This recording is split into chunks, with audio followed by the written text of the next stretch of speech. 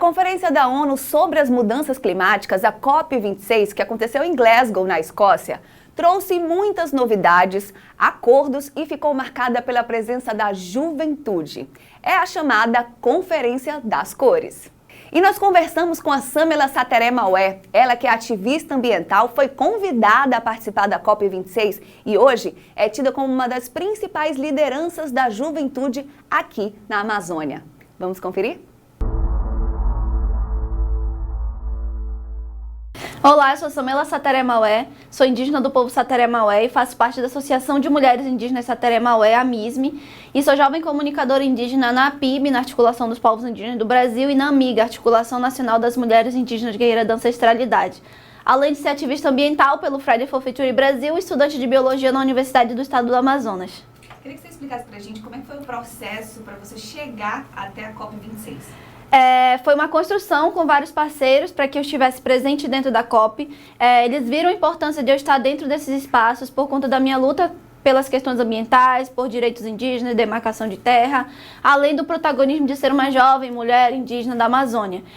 Então eles entraram em contato comigo algumas organizações como o Greenpeace, como o Friday for Future, como o Instituto Arapiaú, para que eu estivesse dentro desses espaços. Então foi um tempo de cerca de uma semana em que eu soube da possibilidade de eu participar da COP, então fui correr atrás do meu passaporte, aí consegui tirar em uma semana, e aí começou uma corrida por credencial, por passagem, por hospedagem, por pagar as coisas que precisa para lá.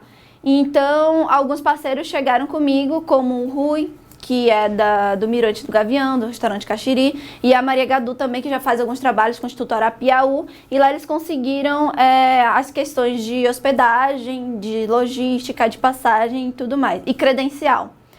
E lá, para participar, junto com a comissão indígena, que foi uma comissão que estava na COP, e também da concertação pela Amazônia. Como é que foi para você ter essa honra de participar da COP, né? A gente sabe que é um evento internacional, super difícil conseguir uma credencial e você ser convidada, né? É um prestígio, mas também é uma responsabilidade. Para mim eu me senti muito feliz, porque é a primeira vez que eu saía do Brasil para falar questões que a gente está acostumada no dia a dia, falar sobre a Amazônia, ter esse protagonismo, de ser daqui, de viver todo dia isso, e lá a gente viu muitas coisas.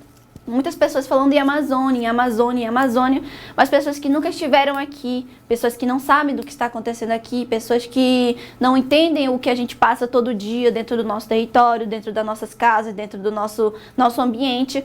E para mim foi muito importante, me senti uma voz que estava ecoando da Amazônia para o mundo e ter que sair do nosso território para ir lá. No continente europeu, falar para as pessoas, olha, o que vocês estão fazendo afeta diariamente no nosso dia a dia, o que vocês estão fazendo afeta diariamente no nosso bem-estar, na nossa vivência, na cultura, na identidade, no alimentar.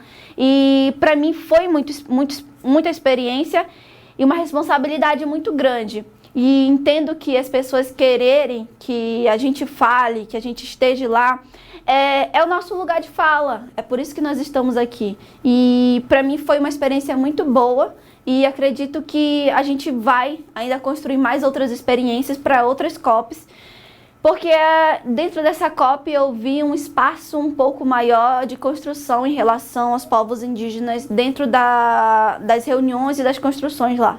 Na verdade, essa COP foi uma COP diferente, né? Foi uma COP marcada por esses espaços e pela juventude. Então, a delegação da juventude do Brasil estava lá em peso, então realmente foi algo super novo e você estava lá fazendo parte disso, né? Como é que vocês foram recebidos? A sensação? Enquanto delegação indígena, enquanto delegação de juventude, a gente viu o protagonismo muito grande, tanto da juventude, da sociedade civil, da comunidade preta, da periferia, dos povos indígenas, e todo mundo estava com muito sangue nos olhos, como a gente fala, né? Todo mundo estava com sede de fazer a diferença, de mudança, de querer ações rápidas e efetivas em prol do meio ambiente. de outros biomas, não só como Amazônia, Pantanal, Pampa, Cerrado, Caatinga. Então a gente viu o Brasil unido, a sociedade civil unida para um bem comum, que é a questão do meio ambiente. Então não tinha só a Amazônia, tinha os outros cerrados lá. E a gente viu a juventude protagonizando isso muito bem dentro da COP, dentro dos espaços, cobrando os políticos, cobrando os governadores, cobrando a comissão oficial do Brasil que estava lá para informar os dados de desmatamento, para informar o que eles estavam fazendo para minimizar os impactos ambientais dentro dos territórios e os impactos ambientais em unidades de conservação. Mas a gente viu que o que eles estavam falando não era realmente o que estava acontecendo no Brasil. E que a gente que sofre todos os dias as ações, como as comunidades periféricas, as comunidades indígenas, ribeirinhas e quilombolas, estávamos ali para falar o que de fato estava acontecendo. E nós fomos recebidos pelas organizações não governamentais muito bem, mas pela bancada ali do governo, não. Parece que a gente estava invisível ali e que a gente nem estava ali. Então, mas a gente foi construindo pelas beiradas e conversando com os outros países, com outras nacionalidades, o que a gente realmente queria. E o bom é que eles nos deram ouvido, construíram com a gente ações efetivas. Tanto é que muitos países quiseram e querem fecharem acordos para preservar a unidade de conservação, para preservar terras indígenas, para que a gente continue dentro do nosso território. Só que isso a gente quer que seja construído com a gente, quer que nós estejamos protagonistas dessas ações, desses financiamentos que o Brasil fecha usando o nome dos povos indígenas, mas a gente quer que seja construído com a gente, porque nada é por nós sem nós. A gente não quer mais que trabalhem com os povos indígenas, mas nós queremos que nós trabalhamos juntos para que ações sejam feitas para nós. E dentro dessas construções, você sentiu que o Brasil estava receptivo? Como é que estava essa questão de receber essa construção? Porque, na verdade, sempre foi unilateral, né? Então, sempre foi algo direcionado aos povos indígenas. E agora, vocês passam a realmente estar do lado daqui. Isso é uma realidade hoje? Não, a gente está construindo isso. Muitas perguntas em entrevistas que a gente fez lá, as pessoas sempre perguntavam se a nossa voz estava sendo ouvida. Então, a gente sempre respondia que nós estávamos ali para que a nossa voz fosse ouvida. Por muito tempo, a nossa voz ecoou de dentro dos territórios, falando o que está acontecendo, denunciando as ações do governo, denunciando as ações de garimpo, de mineração, de desmatamento, de dentro do nosso território. Mas agora ali a gente tinha uma delegação de cerca de 40 indígenas de todos os biomas do Brasil, várias lideranças de organizações regionais e organização nacional, para falar. Aí cada um falando da sua perspectiva, do que está acontecendo no seu território, da sua vivência, do que está acontecendo mesmo. Então a gente estava ali para que nossa voz fosse ouvida. Embora o governo ele não construa isso com a gente, acabe tendo... Como que a gente pode falar? Ele tem órgãos que cuidam dos povos indígenas, mas que não constrói junto com os povos indígenas. E sendo que a gente tem a articulação dos povos indígenas do Brasil, organizações também regionais, como a Coordenação das Organizações Indígenas da Amazônia Brasileira, que tem plena capacidade de gerir recursos para os povos indígenas, porque é uma construção nossa, não do governo para nós. Por muito tempo a gente teve muitos intermediários falando, conversando por nós. Só que agora nós estamos em todos os espaços, temos a plena capacidade de dialogar, de fechar negócios. Nós somos médicos, estamos advogados, estamos professores, estamos biólogos. Então não tem mais porque o governo ou outras pessoas falarem pelos povos indígenas. Agora nós mesmos podemos falar, fechar, gerir, dialogar. Um exemplo disso é a nossa organização, nosso sistema de organização. Não tem quem faça um ato, um manifesto melhor do que os povos indígenas. Na nossa última mobilização, nós tivemos 6 mil indígenas em Brasília. E tudo ocorreu muito bem, sem nenhum contratempo.